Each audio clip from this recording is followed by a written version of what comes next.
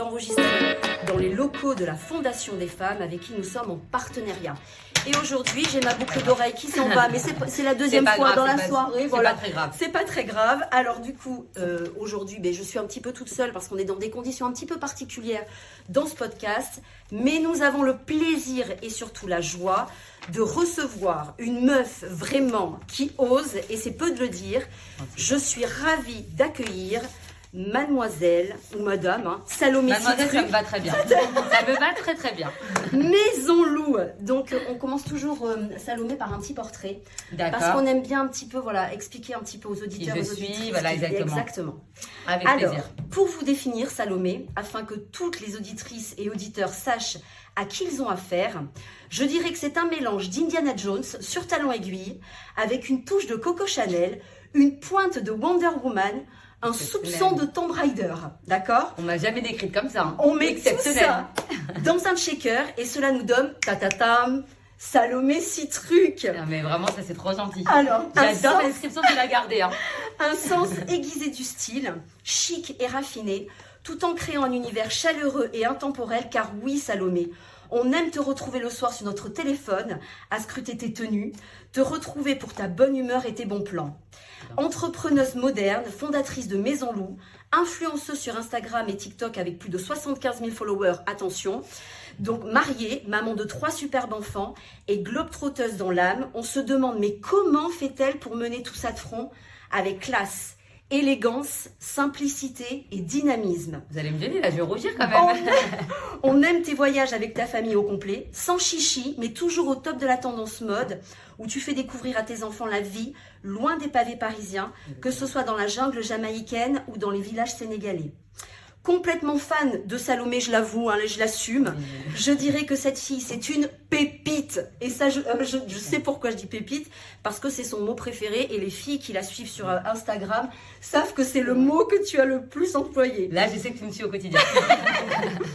Nous sommes ravis de te recevoir, en tout cas Salomé, au cercle des meufs qui osent, car oui, tu oses tout le temps.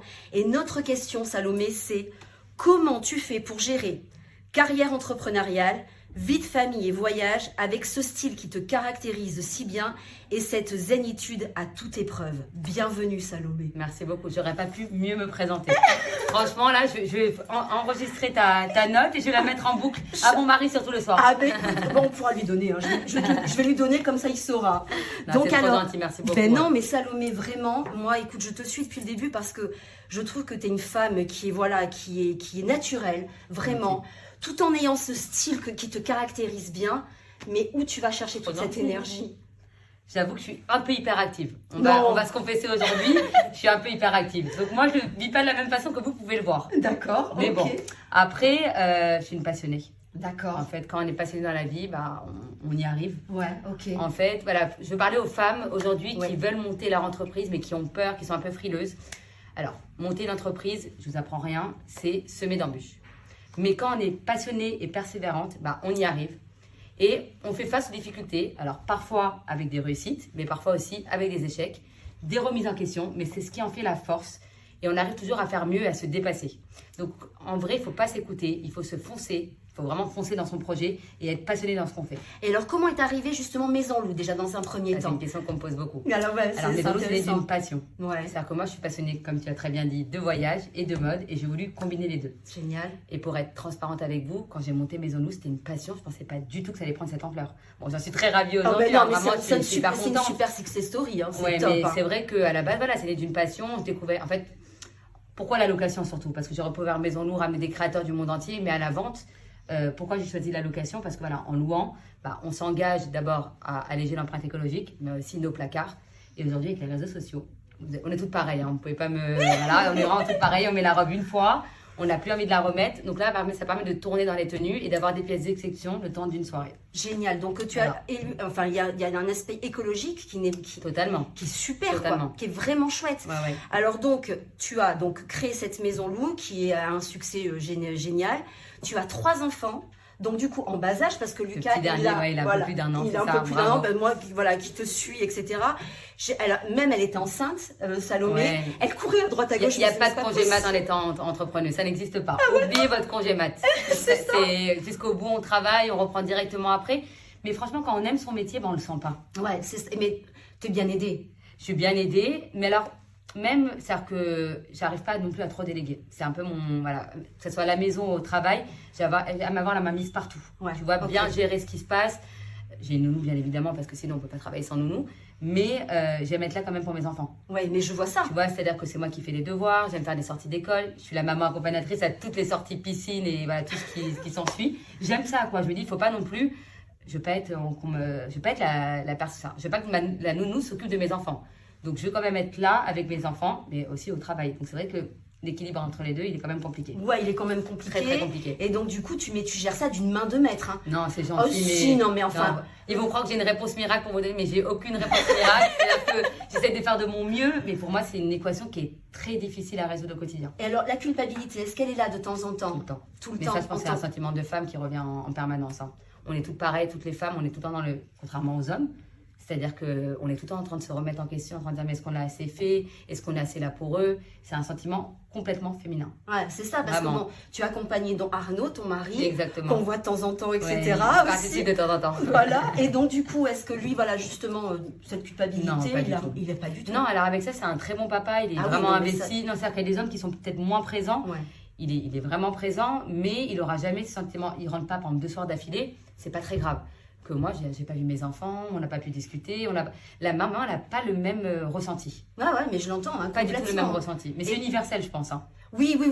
C'est-à-dire que... Mais les femmes, on a cette fibre, en fait, qui fait que c'est difficile, en fait. Complètement. Hein. On est d'accord. Hein. Complètement. Et donc, du coup, donc, tu as ton mari parce que vous formez une équipe, tous les deux. Vraiment, il m'aide énormément. Voilà, c'est ça.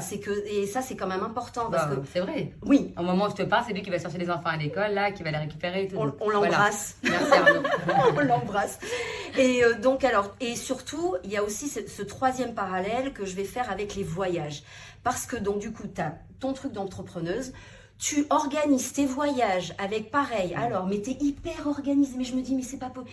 Mais c'est un couteau suisse, cette fille. Non, mais mais moi, je me rends même pas compte. Mais non, mais c'est gentil, on me le dit tout le temps, mais je me rends pas compte. Mais non, mais parce que je suis passionnée encore de voyage. Mais oui, mais je vois ça, mais être passionné. Alors, être passionné, c'est une chose, mais être hyper bien organisé comme tu l'es, c'est une autre chose, parce que tu as tes petites pochettes, etc. Tu as ta valise que tu organises avec les enfants. C'est vraiment bien. Mais non, mais je te dis que je suis une fan.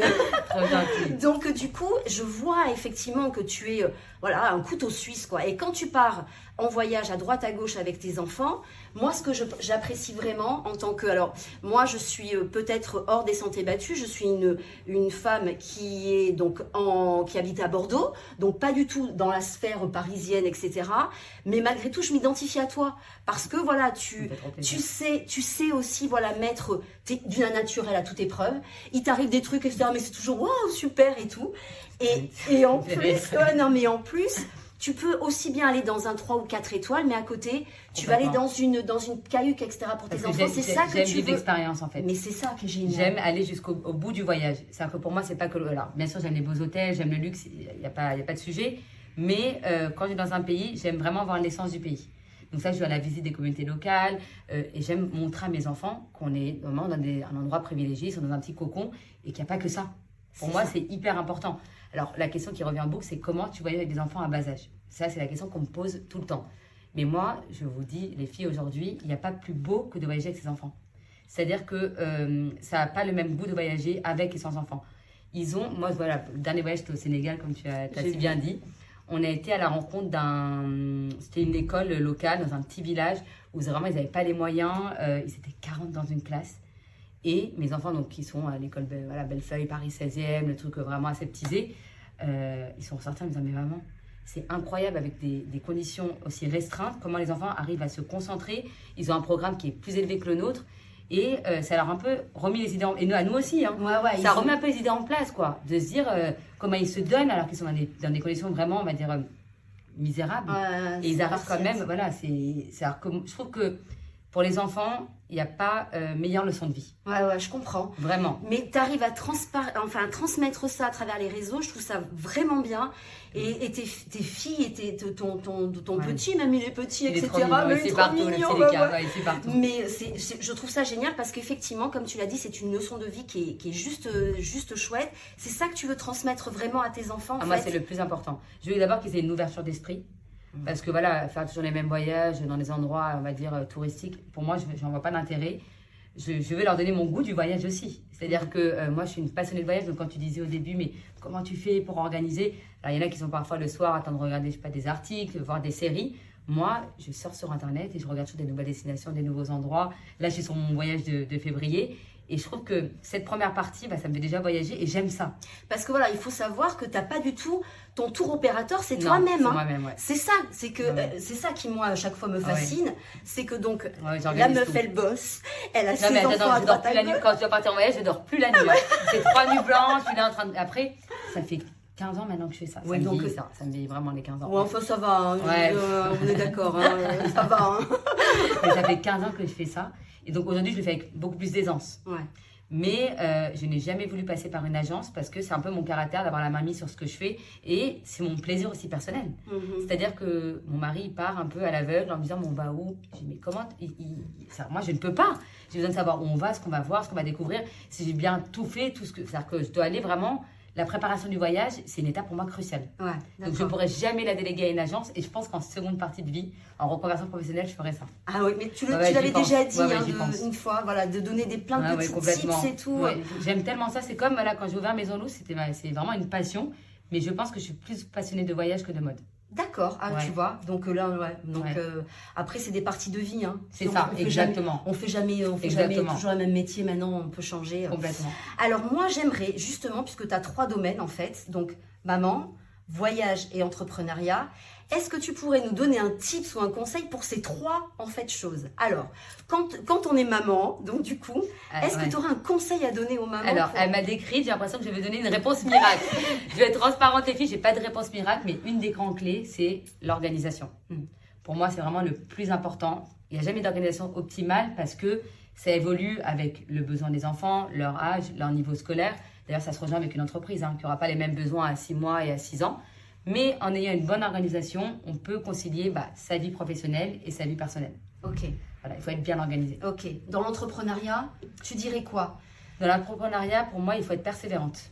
Ok. Il ne faut pas lâcher parce qu'il y aura beaucoup d'embûches tout au long de votre parcours. Toi, tu as mis 15 ans quand même, c'est ça? Alors, Maison Lou, ça a démarré, je suis complètement transparente avec vous, dans mon salon avec mes robes.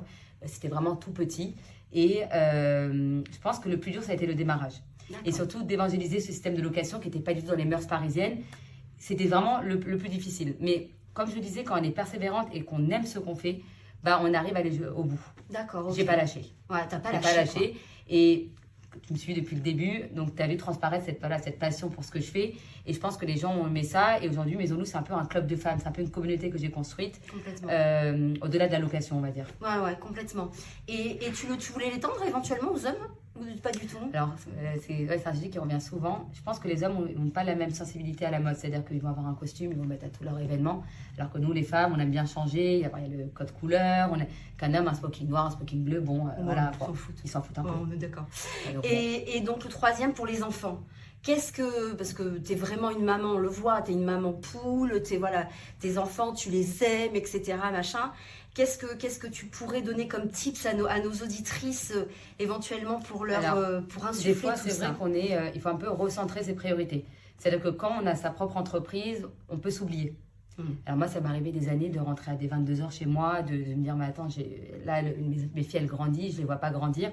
Il y a une remise en question perpétuelle, comme tu disais, le sentiment de culpabilité. Ça nous permet, nous les femmes, de se remettre en question tout le temps. Moi, je ressens mes priorités, à savoir, je me dis, voilà, je m'impose dans la semaine d'aller au moins une fois les chercher à l'école, d'avoir des moments privilégiés avec mes enfants. Tu vois, comme cette semaine, j'ai été faire un head spa avec ma fille Jeanne. J'aime bien avoir ces petits moments privilégiés. Alors, c'est des moments courts, ça dure 1 heure, 2 heures dans ma journée que vraiment je bloque. Mais au moins, je me dis, voilà, c'est un moment exclusif avec un de mes enfants ou avec plusieurs. Et ils auront ça en mémoire plus tard. D'accord. Ok. Même si c'est la nounou qui va faire tout le reste du temps, les bains, tout ce que je peux pas faire parce que je dois quand même aller travailler, avoir ces petits moments exclusifs, ça permet aussi de se déculpabiliser aussi. Ouais, aussi. Ouais. Hein, voilà. Ouais. Bon, en tout cas, mais enfin, moi, je dois vraiment, te dire merci parce que du coup, quand on te regarde, mais non, on se dit, mais en fait, c'est possible, quoi. Donc, parce que t'es vraiment une meuf qui ose. En plus, alors moi je vous le dis, hein, elle est encore plus belle en vrai, elle a vraiment fait rougir en vrai que sur les réseaux, franchement. Beaucoup, ouais. Donc du coup, il faut pas hésiter à suivre. Bon, Salomé elle a une communauté de dingue. Ouais, mais ça me fait toujours plaisir. Vraiment, je suis vraiment ravie d'être là. C'est une belle rencontre. Ouais, c'est vraiment. Et t'es plein de peps aussi. Hein. Ah oui, non. T'as une énergie, vraiment, elle a une bonne énergie. J'essaye, mais enfin bon, ça pareil, ça me caractérise aussi, mais bon. Donc du coup, mais en tout cas, Salomé, j'ai une petite dernière question. Avec plaisir. On demande toujours en fait une dernière question comme ça. En fait, on pose une question. Si tu avais un trajet à faire pendant 4 heures, que tu as une place dans la voiture, avec qui tu aimerais passer ces heures-là? Très dur, surtout que je ne me suis pas du tout préparée. C'est la question piège.